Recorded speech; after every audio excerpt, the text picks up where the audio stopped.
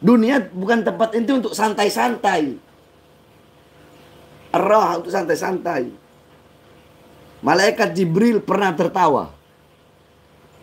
Kenapa malaikat Jibril tertawa? Mikail nanya, wahai Jibril, kenapa kau tertawa? Kata Jibril, ya, aku tertawa karena aku melihat manusia-manusia yang di dunia mereka mencari sesuatu yang tidak pernah Allah ciptakan. Ar-roha, santai-santai, ketenangan. Nggak pernah Allah ciptakan di dunia. Itu ada di akhirat, kata Jibril. Makanya aku tertawa melihat manusia-manusia yang mencari ketenangan-ketenangan itu, roha tadi. Santai, roha apa. Itu nggak pernah Allah ciptakan di dunia. Walaupun kelihatannya ini, tapi enggak. Karena itu tidak pernah Allah ciptakan, kata Jibril alaihissalam. Nah, maka dunia ini tempat ente apa? Bersusah payah, layaknya penjara. Bersusah payah, capek. Untuk apa? Untuk beribadah kepada Allah Subhanahu wa taala. Ente harus, makanya kan dikatakan sabar itu, sabar ya, as-sabr. Sabar itu bukan hanya ketika diberi musibah. Sabar itu bukan hanya ketika diberi cobaan. Sabar itu bukan hanya ketika diberi ujian. Tapi dalam ketaatan pun, dalam ibadah pun ente harus bersabar.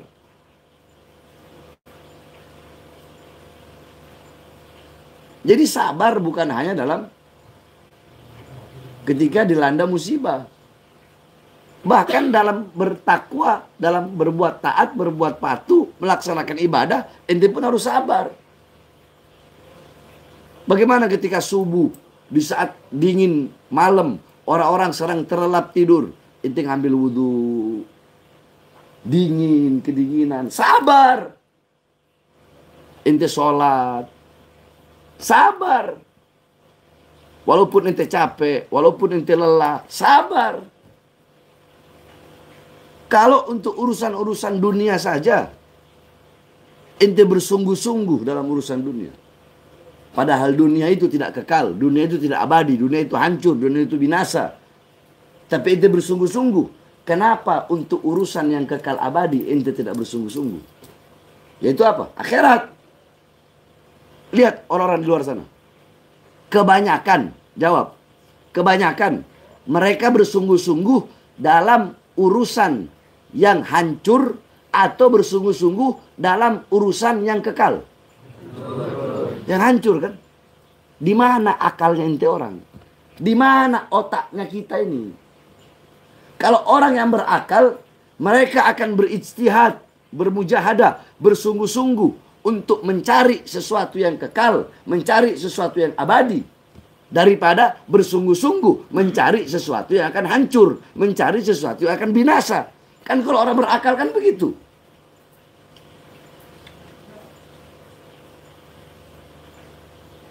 Sama seperti begini perumpamaannya.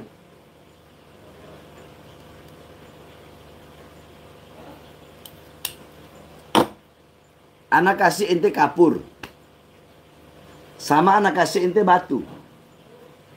Kedua-duanya harus ente celupkan di air. Kalau orang yang berakal, dia akan memilih batu. Kenapa? Karena batu kalau dicelupkan di air tetap kekal, tetap ada. Tapi kapur ente celupkan di air, hancur, binasa. Paham nggak maksudnya? Itu perumpamaan Anda berikan. Nah, dunia penjara bagi orang yang beriman, maksudnya dunia ini bukan tempat ente untuk senang-senang, bukan. Makanya Syekh Abu Bakar bin Salim ya, pernah mengatakan, beliau mengibaratkan dunia ini seperti anak perempuan. Akhirat itu seperti ibunya. Kalau engkau mau menikah, pilih salah satu. Mau menikahi anaknya atau mau menikahi ibunya. Nggak mungkin dong kita nikahin dua-duanya. Anak emak sama anak masa ente nikahin. Semua ada janda punya anak perempuan, ente nikahin dua-duanya bisa?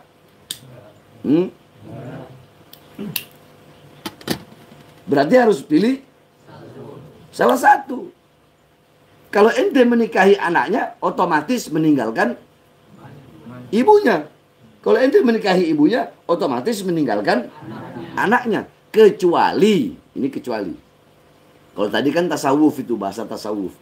Kecuali kalau dalam ilmu fikih, kalau ente menikah dengan seorang perempuan yang memiliki ibunya itu janda, habis ente nikah sama ini perempuan tadi, ente belum setubuhi. Ya, walaupun ente belum satu kali celupan, ente cerai. Nah, itu perempuan nggak ada iddah kan kalau dalam fikih. Perempuan yang tidak ada iddah adalah perempuan yang dicerai tapi belum dicelup. Paham maksudnya dicelup? Itu nggak ada iddah. Nah, kalau itu boleh ente nikahin ibunya, selesai nggak ada iddah. Besoknya pun boleh. So mama, ana nikah sama ada janda punya anak perempuan.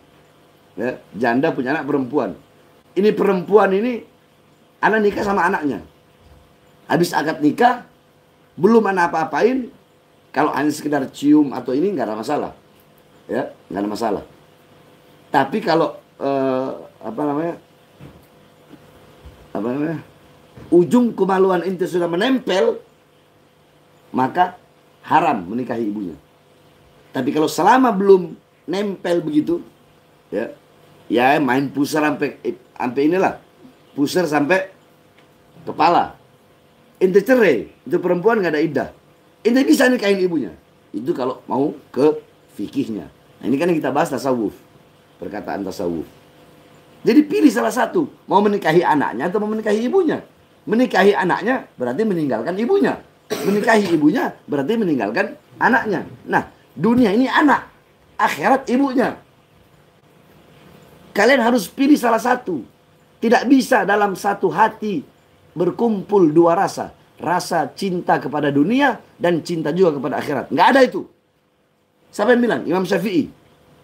Kata Imam Syafi'i, kalau ada orang yang mengaku bahwasanya aku cinta dunia, aku juga cinta akhirat, kadzib, pendusta itu, kata Imam Syafi'i.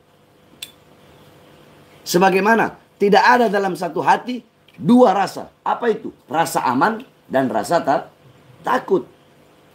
Tidak ada.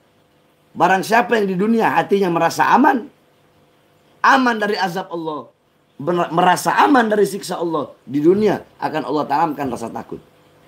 Tapi siapa orang yang di dunia hatinya penuh dengan rasa takut kepada Allah, maka di akhirat akan Allah berikan rasa aman. Nah. Maksudnya, kalau ente menikahi anaknya berarti meninggalkan ibunya. Menikahi ibunya berarti meninggalkan anaknya. Maksudnya apa? Kalau ente milih anaknya berarti kan kesenangan dunia. Kesenangan dunia, kejayaan dunia, kemakmuran dunia. Yang dimana semua itu jikalau perkara-perkara itu membuat engkau lupa dan lalai kepada Allah, maka engkau tidak akan pernah bisa merasakan kesenangan yang abadi, kebahagiaan yang abadi, kenikmatan yang abadi. Itu apa? Akhirat. Siapa? Ibunya. Kalau ente pengen ibunya, berarti pengen akhirat kan? Pengen yang abadi kan? Pengen yang kekal kan? Maka tinggalkan anaknya. Maksudnya apa? Tinggalkan perbuatan dosa, perbuatan maksiat, perkara, hal apapun yang membuat engkau lupa dan lalai kepada Allah SWT. Paham tuh?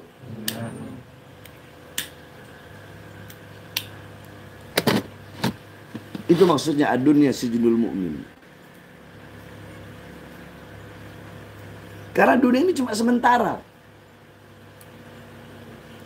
Ente mau tahu hitungan waktu di dunia sama di akhirat?